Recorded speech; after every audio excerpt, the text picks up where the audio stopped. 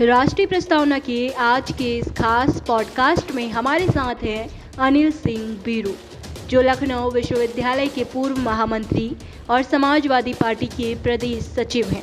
राष्ट्रीय प्रस्तावना के निदेशक संपादक संजीव श्रीवास्तव से इस विशेष पॉडकास्ट में अनिल सिंह ने राजनीति, युवा नेतृत्व, छात्र राजनीति के अनुभव और भविष्य की दिशा पर खुलकर चर्चा की।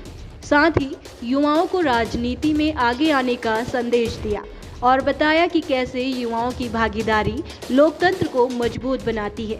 तो आइए सुनते हैं एक खास संवाद, जिसमें बात युवाओं की ताकत, राजनीति में उनकी भूमिका और बदलते भारत की नई सोच की है।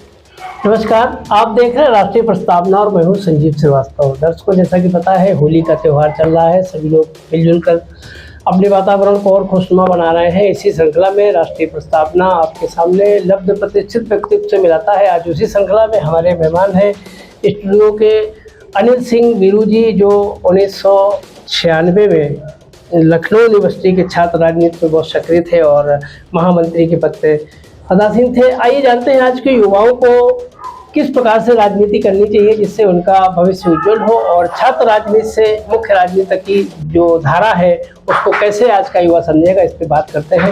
बीरू जी, आपका बहुत बहुत स्वागत है राष्ट्रीय प्रस्तावना चैनल में।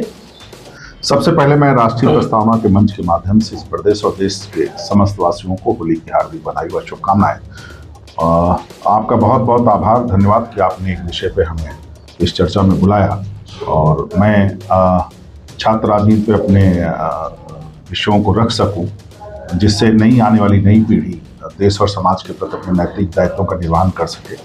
आज की इस चर्चा में जो आपका सवाल है, निश्चित तौर पे मैं 80 के अंतिम दौर पे लखनऊ विश्वविद्यालय के छात्र के रूप में आया, और उसी के साथ साथ जो मेरा और विशेष अनुभव रहा कि उस समय मैं हबीबुल्लाह छात्रावास का अंतावासी रहा, और जो 80 से लेकर 90 का दौर रहा, उस बीच में जो मैं यहाँ के छात्र राजनीति से रूबरू हुआ, और धीरे धीरे छात्र संघ पे जब मैं 1996 में निर्वाचित हुआ, उसके बाद धीरे धीरे इस संस्था के माध्यम से इस शासन को और यहाँ की छात्र राजनीति के बारे में जानने का मौका मिला। और ये सौभाग्य है कि माँ सरस्वती की कृपा से मैं आज विश्वविद्यालय में एल्युमनाई फाउंडेशन के प्लेटफॉर्म के माध्यम से पुरातन छात्रों का जो कार्यक्रम होता है उसके आयोजन की जो हमारी भूमिका होती है उसमें करते रहते हैं। जहाँ तक जो आपका सवाल है, उस सवाल पे मैं सिर्फ इतना कहना चाहता हूँ कि लखनऊ विश्वविद्यालय के छात्र संघ का जो इतिहास है वो बहुत पुराना है। 1940 से पहले वो वहाँ के जो छात्र प्रतिनिधि थे, वो उन्होंने देश की आज़ादी में उनकी बहुत अहम भूमिका रही। और उस समय देश की आज़ादी में सबसे बड़ा नाम जो आता है, शंकर दयाल शर्मा साहब लखनऊ विश्वविद्यालय के छात्र भी रहे, यहाँ के छात्र संघ के जूनियर लाइब्रेरियन, फिर यहाँ से लेकर देश के राष्ट्रपति भी बने। उसके बाद का जो दौर चलता रहा, उसमें तमाम ऐसे शिक्षाविद भी आए जिन्होंने, जिसमें प्रोफेसर नवजीवन रस्तोगी जी का नाम है, जिन्होंने वहाँ छात्र संघ अध्यक्ष रहते हुए 1959 में और फिर विश्वविद्यालय में एज ए प्रोफेसर अभी रिटायर हुए हैं। और एक बहुत बड़ा नाम आता है जगदीश गांधी जी का, जो उन्होंने छात्र संघ अध्यक्ष 1958 में थे, और वहाँ से उन्होंने जिस तरीके से सीमेंस जैसी बड़ी संस्था को, पूरे एशिया की सबसे बड़ी संस्था है जिसमें उन्होंने छात्रों को शिक्षा देने के लिए एक बड़ा प्लेटफॉर्म किया। इस तरीके से अगर मैं चाहता हूँ 2005 तक ऐसे ऐसे लोग निकले जिन्होंने देश की राजनीति में अपना बहुत योगदान दिया। आज जो वो दौर था 80 से 90 के देश में और दशक में, हम लोगों के बीच में जो शुचिता थी राजनीति की और जो उद्देश्य था छात्रों की समस्याओं को लेकर, कहीं ना कहीं जो सामाजिक गिरावट आई उससे हमारा सबक प्रभावित हुआ है।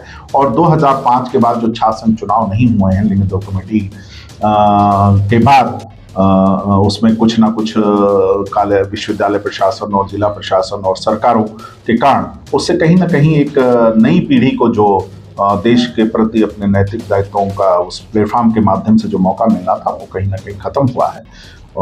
मैं तो यही चाहता हूँ कि कोई भी इस डेमोक्रेसी में जो भी संस्थाएं हैं, चाहे विश्वविद्यालय लीजिए, अन्य जो कर्मचारी संगठन है, जैसे विश्वविद्यालय की अगर मैं बात करता हूँ, वहाँ सबसे पहले कर्मचारियों का संगठन है, शिक्षकों का संगठन है, कुलपतियों का संगठन है, शिक्षकों के संगठन का लूटा के रूप में जो महाविद्यालय संबंध में बांटा।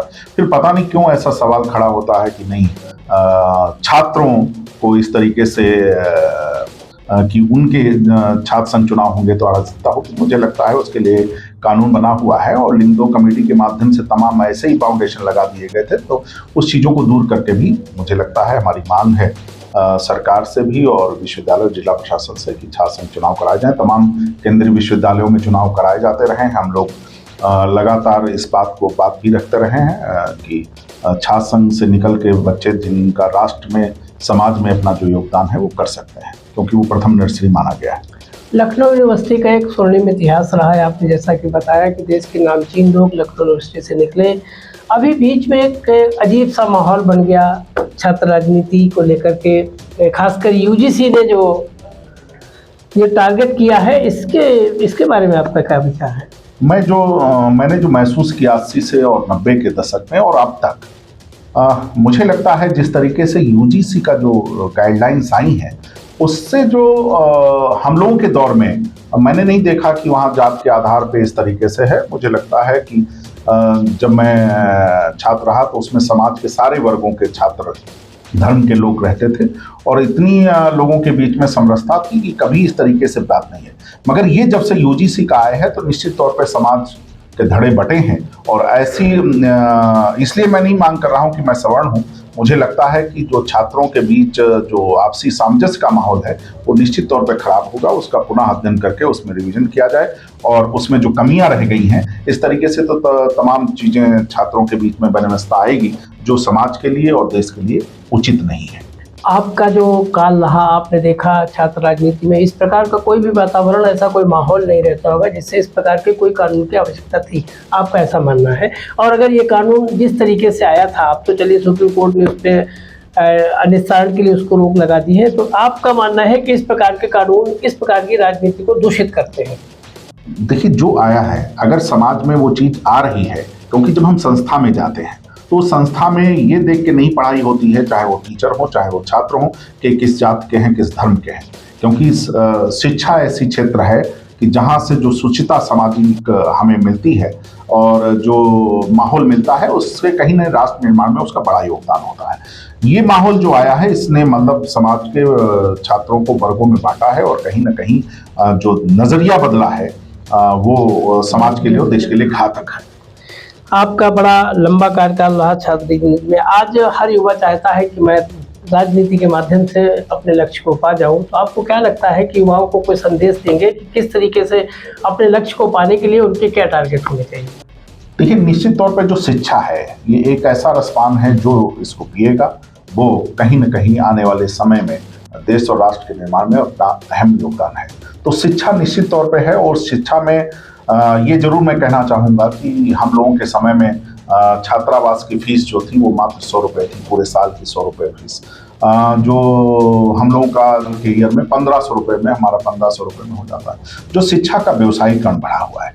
और बात रही जो आपका सवाल है, उस सवाल में कहीं न कहीं जो आज के विषय में तमाम चीज़ें आती हैं कि बच्चों की जो समस्याएं आ रही, चाहे वो छात्रावासों की लेके हो, प्रवेश को लेके हो, चाहे वो फीस को लेके हो और चाहे कहीं ना कहीं आने वाले समय में रोजगार की लेके है, तो जो विसंगतियां आई हैं उससे कहीं ना कहीं भारत सरकार को ये सोचना चाहिए और छात्रों को रोजपरक शिक्षा के माध्यम से, और राजनीति एक ऐसा माध्यम है कि उस प्लेटफॉर्म के माध्यम से जो बच्चे अपनी बात नहीं कह पाते हैं। मैं ये देख रहा हूँ कि आज तमाम ऐसी चीज़ें हैं जो पुरातन छात्र हैं और उनके बच्चे आज पढ़ रहे हैं, अगर किसी विषय को समय है तो कोई भी सुनवाई करने वाला नहीं है, क्योंकि उन्हें मालूम है कि कोई ऐसा इन लोगों का प्लेटफॉर्म नहीं है जिसके माध्यम से इनकी बात हमसे कह सकते हैं। बेचारे बच्चे जाते हैं, उनको उनके साथ जिस तरीके से व्यवहार कर्मचारियों द्वारा या स्टाफ द्वारा, शिक्षकों द्वारा किया जाता है वो दुर्भाग्यपूर्ण है। ऐसा कई बार सुनने में आया है और मैं तो चूंकि जुड़ा हूँ तो तमाम बार तमाम ऐसे सीनियर लोगों के आते हैं जिनकी कि कोई कागज निकाला, डॉक्यूमेंट्स निकाला है, मगर स्टाफ द्वारा कोई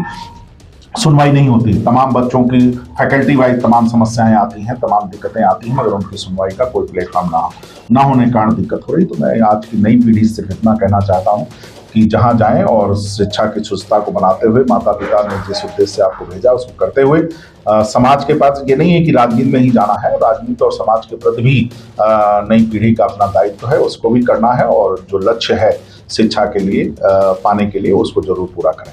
विश्वविद्यालय में आकर के पहले आप शिक्षित हो, मानवीय गुणों से भरपूर हो, उसके बाद भले ही आप राजनीतिक क्षेत्र में जा रहे हो, तो वो आपकी पढ़ाई लिखाई आपके जीवन के व्यवहारिक दृश्य में दिखाई पड़नी चाहिए, तो कहने का मतलब है। तो दोस्तों, ये थे हमारे साथ छात्र राजनीति में परिपक्वता पाए अनिल सिंह बीरू जी। इन्होंने आज बहुत महत्वपूर्ण मुद्दों पर चर्चा की। आप इसी तरीके से देखते रहिए राष्ट्रीय प्रस्तावना। बस आपका बहुत बहुत धन्यवाद।